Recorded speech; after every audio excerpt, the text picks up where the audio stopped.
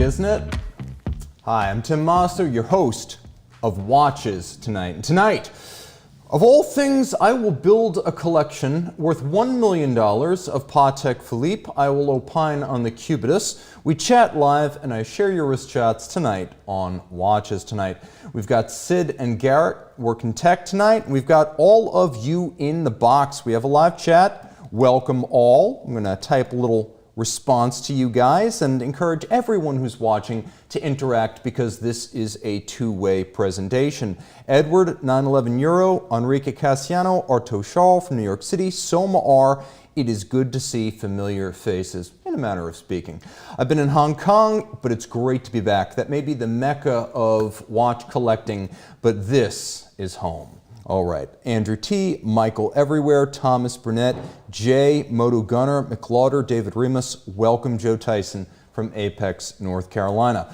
Okay, so while we're warming up, guys, do me a favor. Lots of updates on my Instagram, Tim_Mosso. It's still the 1-minute reviews, but some of the stuff I've posted lately has been crazy, including an enormous number of minute repeaters. Even by the standards of that page, it's been a hell of a week. So check out Tim_Mosso. You can binge watch the Tim Mosso Instagram channel. Viewer wrist chats number 1. I asked, you answered. Instant gratification. Wasim R leads off with a 1916 bought Resonance Type 1 Square and a Lamborghini weekend drive. Looking good. Jeff S. This guy always exhausts the superlatives, but he rolls with his Rolls-Royce Ghost Black Badge and Zenith Dayfi Skyline Tourbillon Felipe Pantone Edition. Kasim H is in Dubai with his newly arrived, and yes, it's real, Rolex Daytona Le Mans Series, one of the few I've seen in the wild. Sam N has both Tesla Cybertruck Cyberbeast pickup and the 50mm titanium Rolex Deep Sea Challenge 11,000 meters. Frenchie A relaxes in the Dominican Republic with a not-so-potent potation, but in good taste, with his Audemars Piguet Royal Oak Offshore 44 chronograph. Guys, send your wrist shots to Monday Mailbag at the1916company.com to see your pieces on these pixels. We got 14 Winter saying, looks like you got a haircut. Indeed, I did. When it gets to the point where I have to spend too much time drying it or styling it, I cut it. We've got Dr. Kevin Moore. Glad you're back. Dr. Kevin, I'm glad to see you as well. Logan Hall saying, yo. Jim Millett, staying up late in the UK. We got Patek Philippe, I think his favorite brand might be in the show tonight, and Dr. Stu, who I feel like I haven't seen in a while. Greg K. from Newport News, Virginia. This is going to be a good one, guys, so stay tuned. All right, so let's jump straight in. When I was in Hong Kong, people live, eat, sleep, drink watches. And so obviously a lot of people ask me, Tim, what do you think of the new Patek Philippe Cubitus? And I've got a lot of thoughts. Because everyone asked, I had to have an answer. And there's no simple way to address this because it's almost like a Rorschach test for how you view Patek Philippe.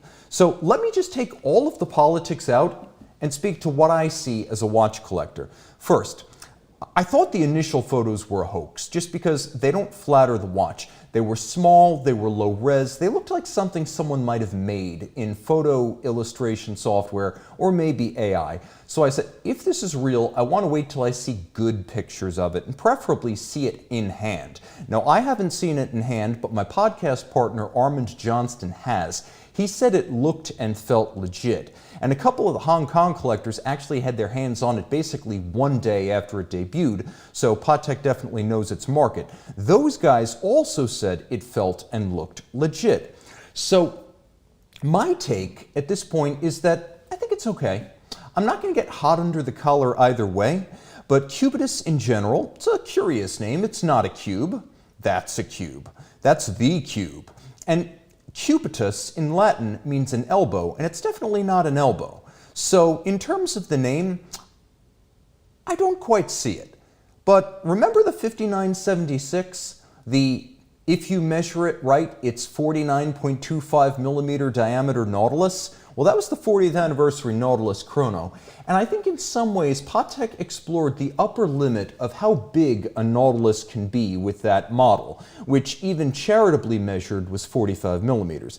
I think the Cubitus is almost to the Nautilus what the Royal Oak Offshore is to the Royal Oak.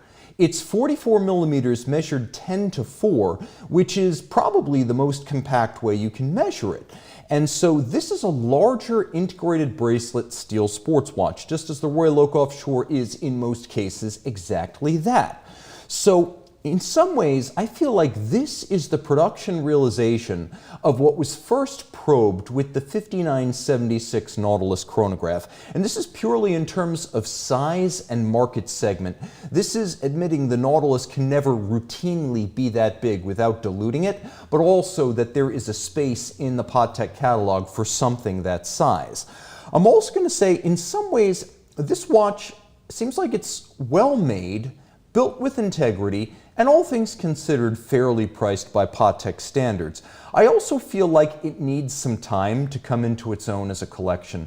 To be perfectly fair, this is version 1.0, and in many ways I understand the psychology of trying to tie it to recognizable Nautilus models, either with the green dial or the bracelet design as it is. And it reminds me of the launch of Audemars Piguet's Code 1159. So when this first came out in 2019, I think we all thought, this doesn't look its price. It doesn't feel right as a dress watch. It's too big. The proportions are wrong for something elegant. But what we all really understood was the biggest problem was the dial.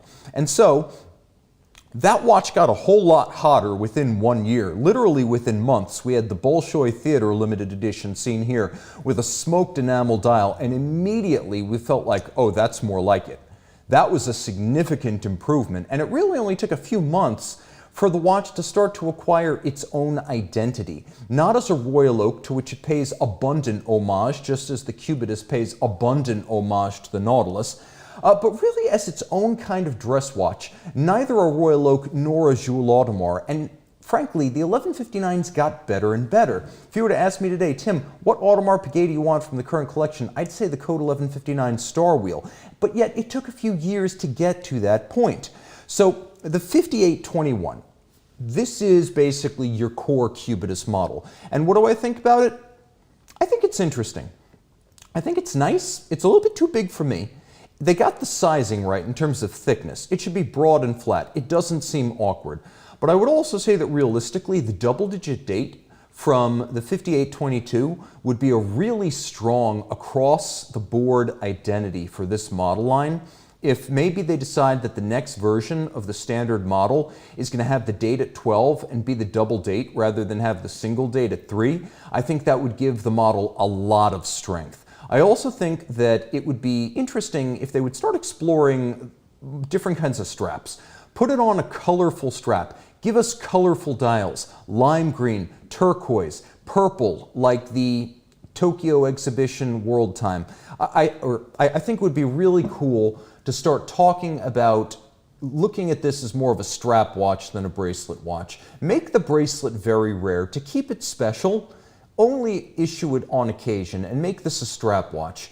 Because I think that all things considered, this is a little bit more of a sporty take than the Nautilus. So moving from a bracelet to strap feels organic. Remember the 1997 Royal Oak Offshore 25th anniversary pieces where you did have turquoise, you had lime green, you had red, you had yellow, you had orange, you had all of these different exotic colors with matching straps. I feel like that would be a great look for the Cubitus. And down the line, I see some room for evolution in that direction.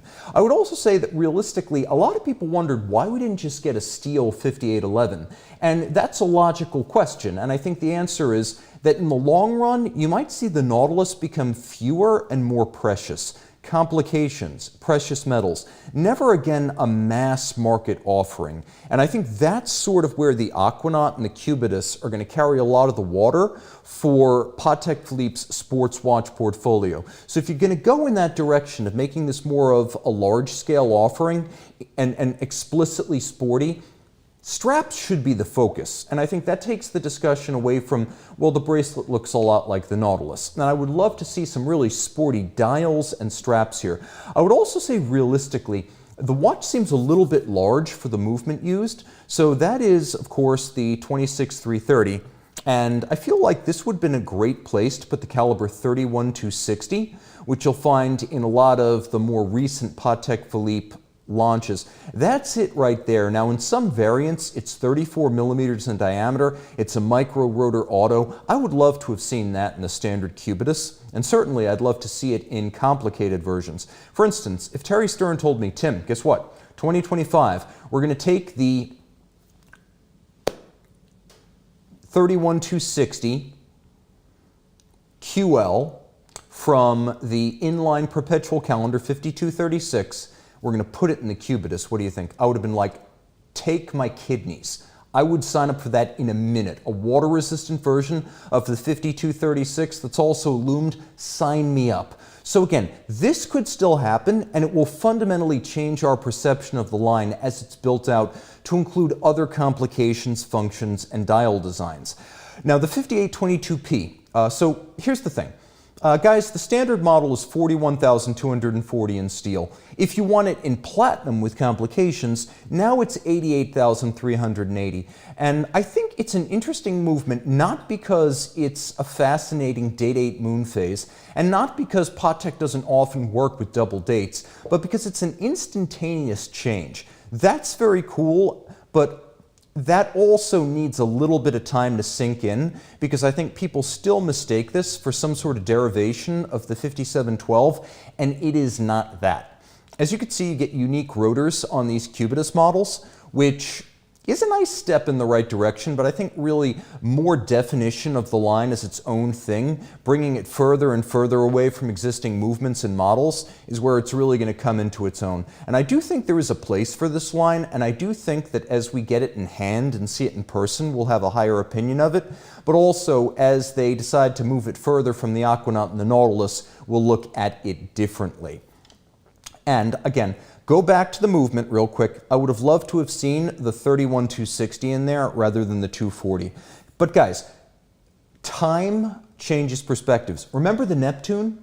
When the Neptune came out in 1996, nobody wanted this. It was at a time when Patek was trying to diversify its sports watch offerings. 1 year before the Aquanaut, they came out with a full bracelet, steel, automatic, loomed, Sigma dial, salmon dial sports watch. Today, people love this. Back then, there was a tepid response. This is how time can change perspectives. And remember the sculpture? Sometimes time does not change perspectives. So this is two different takes on Patek's mid-90s steel sports watch ethic. And time will tell. It's like the original Red Alert. You remember Time Will Tell? Einstein eliminates Hitler, and then rather than celebrating, he just sits and he's like, time will tell. Time does. And that's an irony, because in the world of watches, sometimes time itself is the verdict on the watch. All right, guys, jumping into the chat box. And Patek Philippe preempting my mention of the sculpture. The sculpture today hasn't found a constituency. The Neptune definitely has. People love the Neptune today, especially that one with the salmon dial. And they're not expensive by Patek steel sports watch standards, not considering how few were made. David Remus saying he doesn't like the Neptune. I like the Neptune. Derek D. London, evening Tim, and John Atchison from Wales, UK, staying up late. We've got Mark D from Bristol, UK, the home of the SS Great Britain, glass blowing, and once upon a time, Bristol cars. Saying, it's good to have you back, Tim. It makes my whole week. You know what? It makes my week to be here. Guys, let's see if we can hit 300 concurrent viewers on our first show back.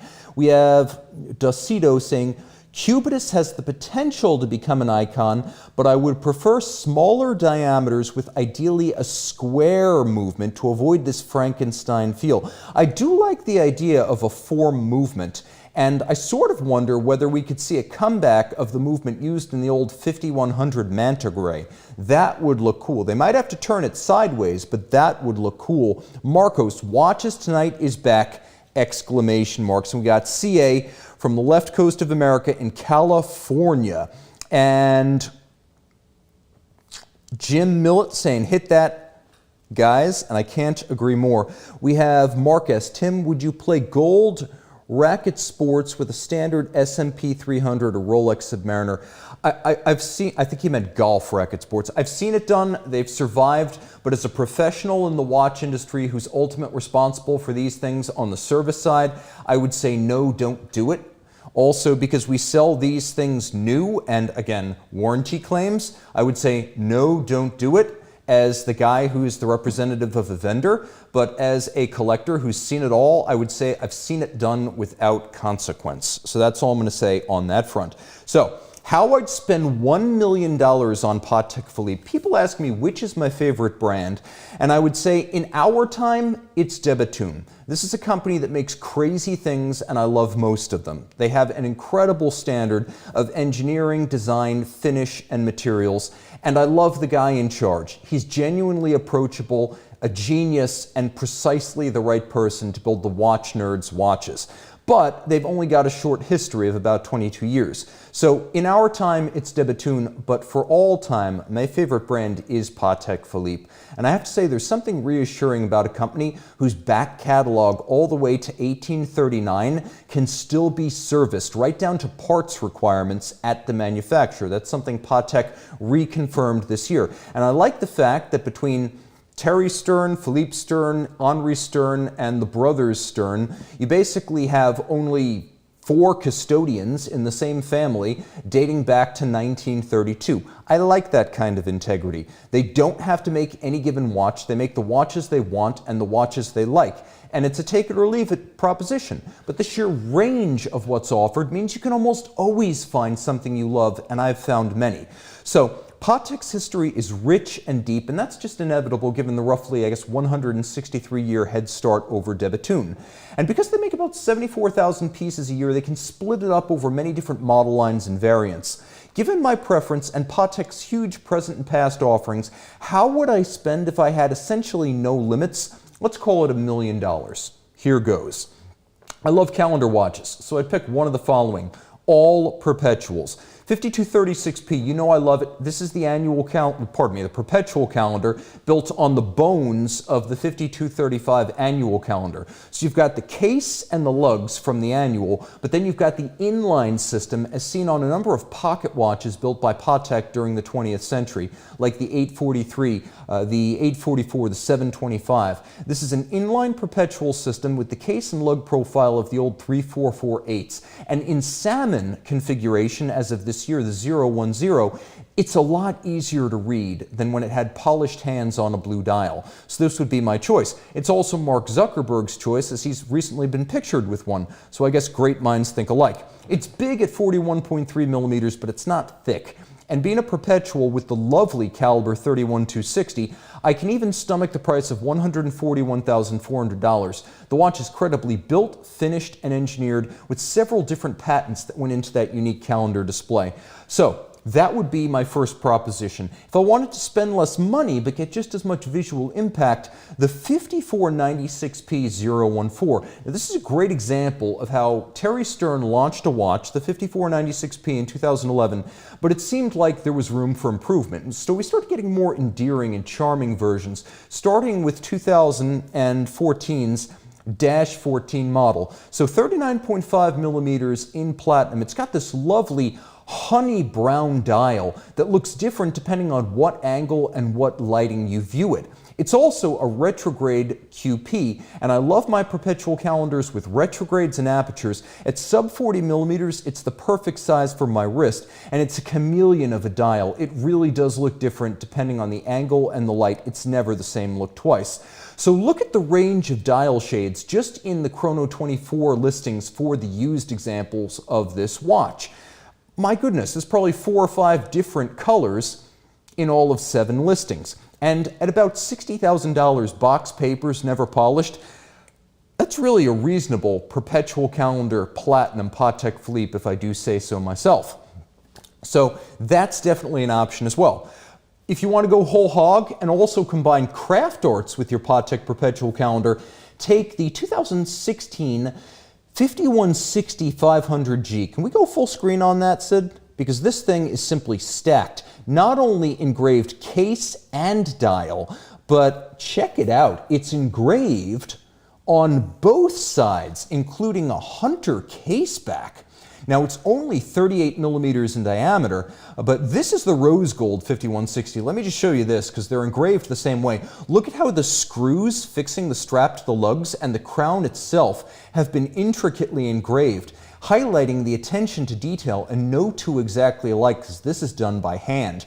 Now, the white gold version was made from 2016 to 2024. Figure you're going to pay about $175,000 used, full set, possibly sealed and mint condition.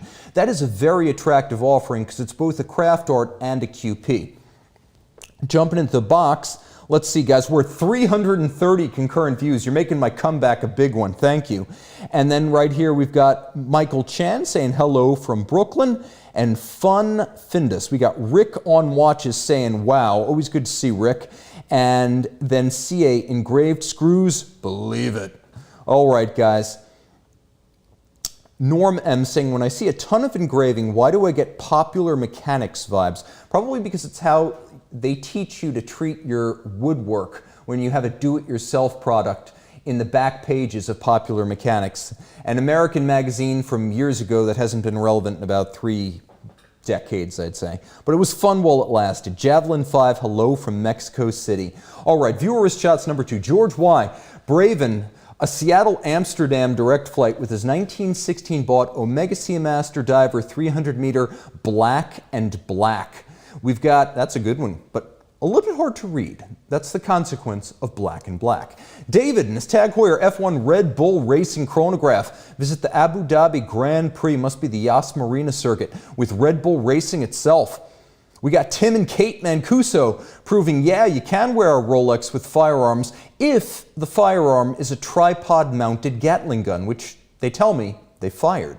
Rob H. was there too, and I think Andrew Morgan of Watchfinder. Formerly of Watchfinder. We got Shamal D and his Grand Seiko GMT High Beat passing under Sydney's famous Harbour Bridge, as seen in Pacific Rim and many other movies. We've got Adam D and his 1916 sourced JLC Reverso, purchased to commemorate his engagement with her Cartier tank. Thank you for trusting our company. Many more anniversaries to come. Guys, send your wrist shots to MondayMailbag at thewatchbox.com or the1916company.com to see your wrist on my list. Okay, how I'd spend $1 million on Patek Philippe. It's hard to believe that before 1998, Patek Philippe hadn't been a powerhouse in pure chronograph watches for 3 decades, going back to the 1463. Guys, 5070J. You knew this was coming, but hang on, yellow gold? I've said in the past that I'm not a yellow gold or rose gold guy, but for this watch, I make an exception. Do I want yellow gold? Yeah, I do. 42 millimeters with a huge presence. This was a bold offering back in 1998 when a men's dress watch was, say, 33 to 36 millimeters. This thing is red hot in yellow gold with a black dial.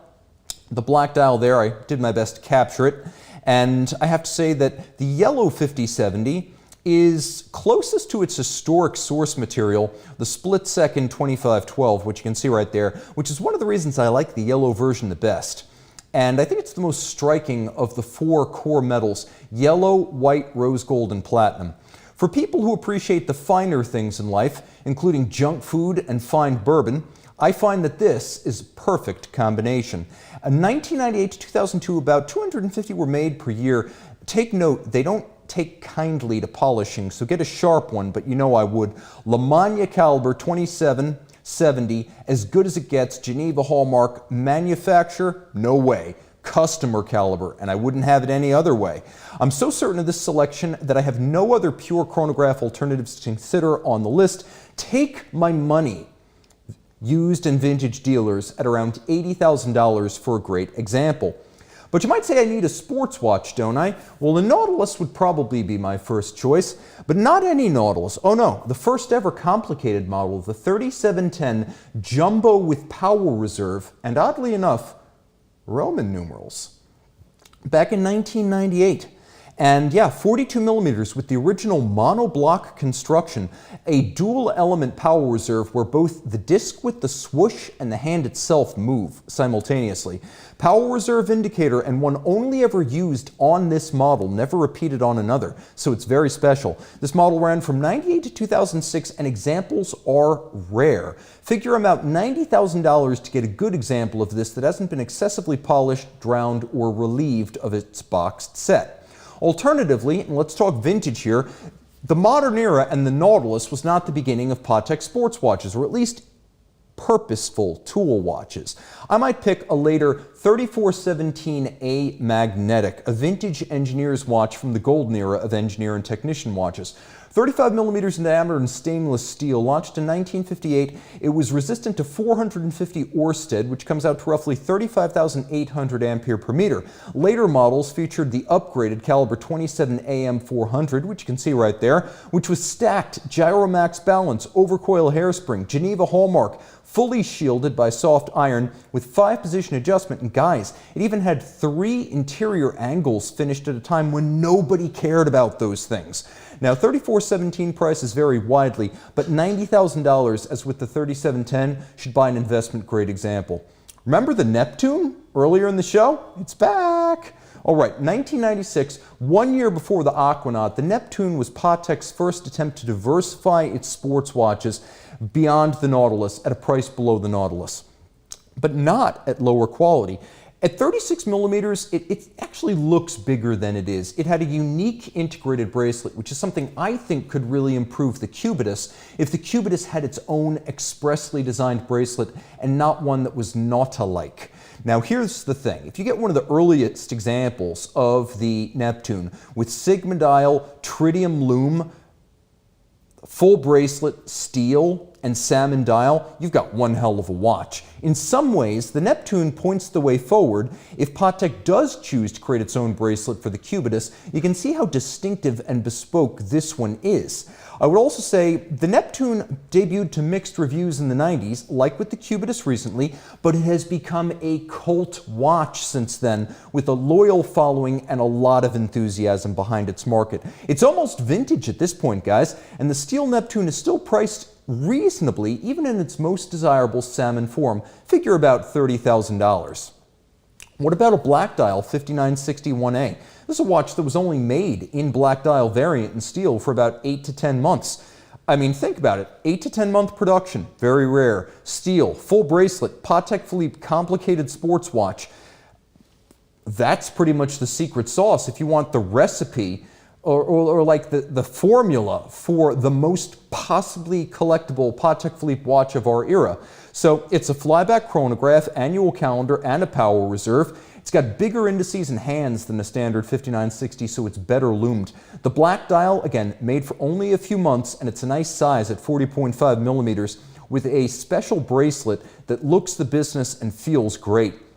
Also, while I used to consider the 30-meter water resistance the only real practical limit on this model, Patek's recent claims about 30-meter watches and true 30-meter ratings has me rethinking whether this is really a no-swim watch. Again, Patek is sort of saying 30 meters for a while now. On current models and recent models has meant a real 30 meters. So yeah, I can't really see a weakness for this watch if that's the case.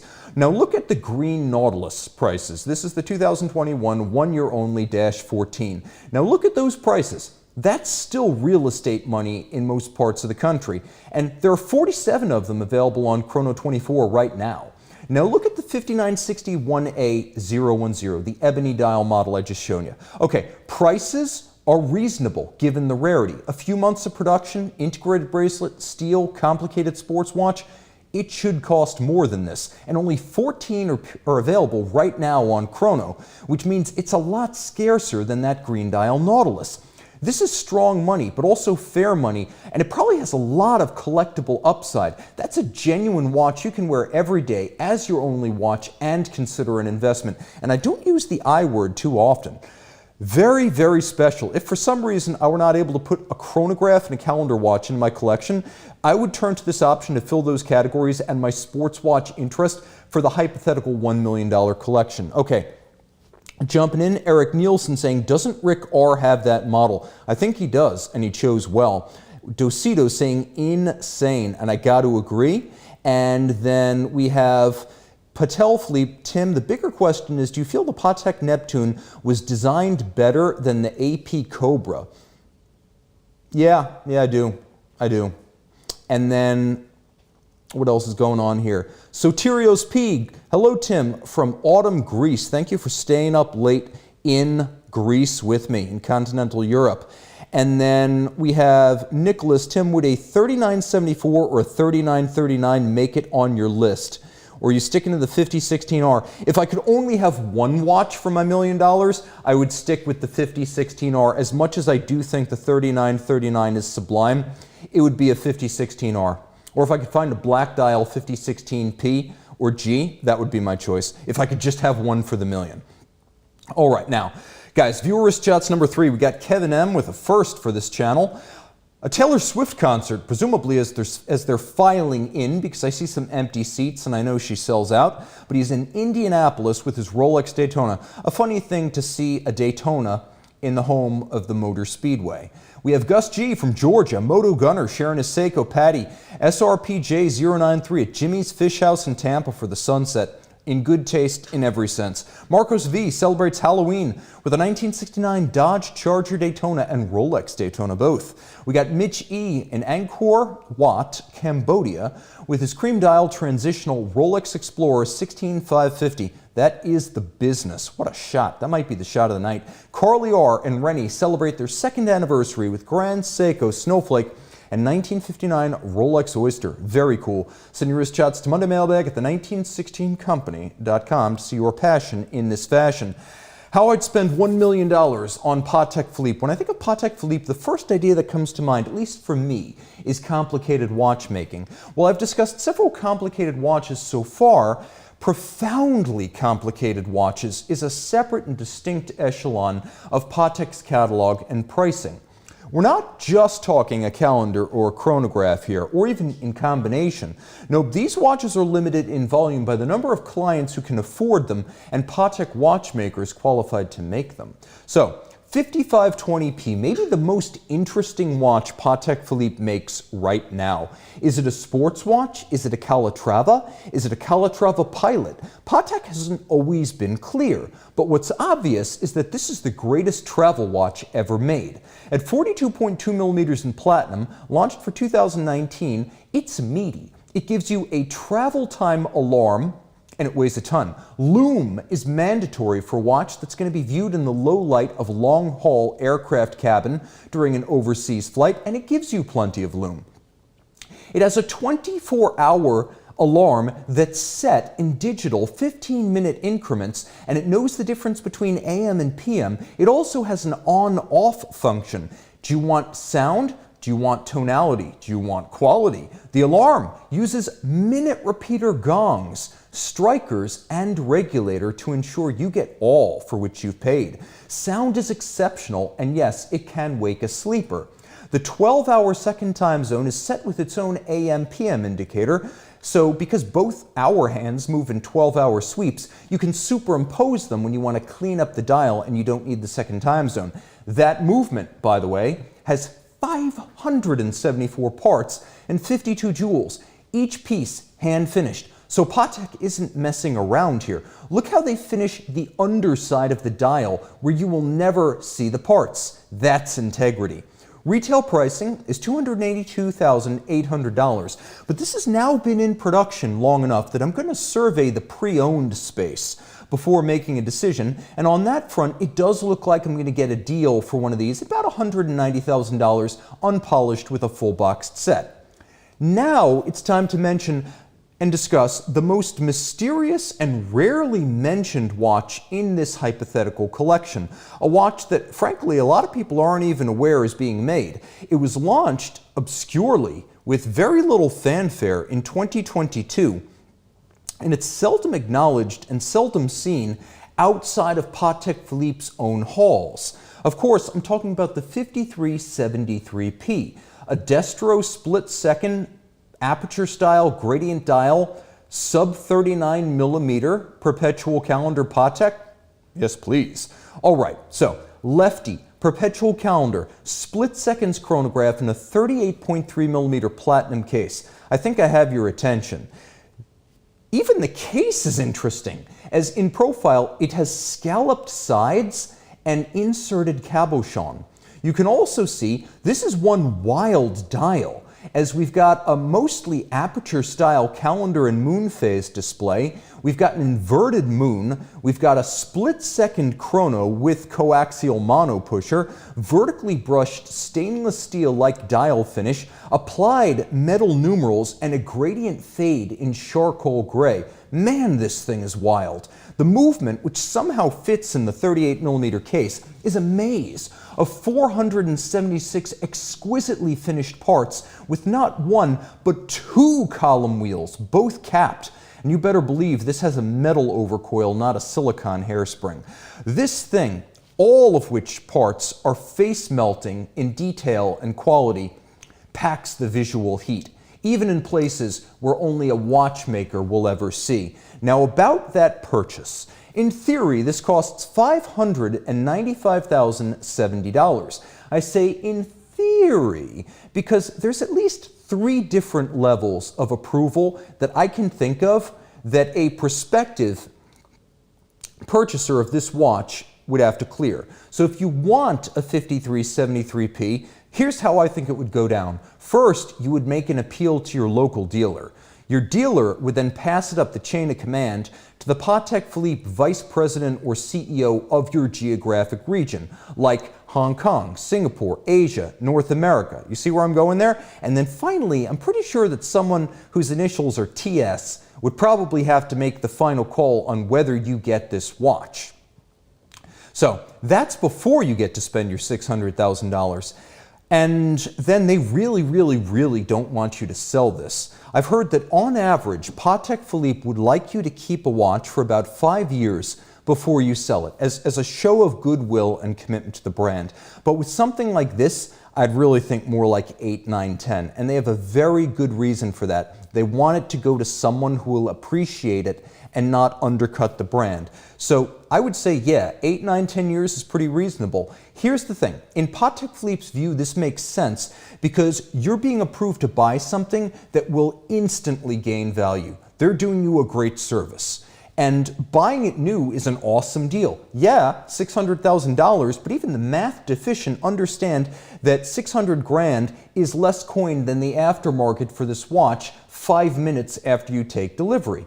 Take a quick look. Even if those prices are a little bit inflated, the price you can command for this thing used is well above what Patek Philippe asks for it, which tells me there's integrity in the price they're asking. And I do think that if you got this, you'd have to show some good faith. Okay, let's add it all up. I'm going to pick the 5496P-14 in honey brown so I can have a QP in platinum with a dial I love and a complication I adore at 60,000 pre-owned because it's been out of production for a while and they only made it for 3 years. I'm going to add the 5070J because of course I am at $80,000, and I'll economize on the sports watch and I'll select a Neptune Salmon and I'll negotiate a bit to get it for 30 grand. My used 5520P will be my travel companion and my business watch to keep track of all my friends and 1916 company associates around the world. So I'm going to get that for $190,000 used. And the 5373P will be my flagship and likely the watch that gets the most wrist time. Because yeah, you better believe I would wear this every day. I use chronographs every day for all sorts of athletics and floor drills and strength stuff. And then I love the QP. I find that it's always handy and I do make use of it. I would also love the size and discretion of this watch that costs as much as a house but flies below the radar. And again, this is assuming Terry Stern approves my request to purchase one for $595,070. Now here's the oddity. If I were to buy just one Patek with the real world limits on my savings and resources, like as Tim Mosso, real person who doesn't have $1 million for watches, it might not be one of the watches from this package. The package is designed to work in complementary fashion. Each one doesn't necessarily represent my highest ambition in that category, except the 5373. So for example, I might opt for the 5236P if I know it's going to be a once-in-a-decade decision rather than this improbable shopping spree. That might be my special occasion watch, my one and done, knowing I would not be able to muster that kind of money again for a long time. Or I might decide that I really think the black dial 5960 covers the most bases as a one-watch Patek Philippe collection, or that the 5070J serves no real purpose other than looking awesome, and maybe I have to look elsewhere to be a little bit more practically oriented. So let me know, guys, how would you build your $1 million Patek Philippe collection? Let me know in the comments below, because this really interests me. Would you necessarily pick just one watch for $1 million, or would you break it down? Viewer wrist shots number 4. Abdul R. of Germany, one of the longest standing supporters of the show. He's a doctorate in engineering and he loves engineered devices. 2 past and present Casio models, and that's a nice staging. The wrist shot that's not a wrist shot. JCS rolls in his Mercedes-Benz AMG GLA 45 with a true Gerald Genta IWC Ingenieur. CES1 of California forwards a delightfully different full collection loom shot. Guys, send more of these. Juan M. and his Explorer tour in Iceland for cave exploration and ice glacier hiking. And AJ Gordon takes us home with his 1675 vintage Pepsi GMT at the Mexican Grand Prix. Send your wrist shots to Monday Mailbag at the 1916company.com. Thanks to Garrett and Sid tonight on the switcher. They did a great job. Thanks to all of you guys. Norm M suggests someone does a power ranking in the YouTube watch world.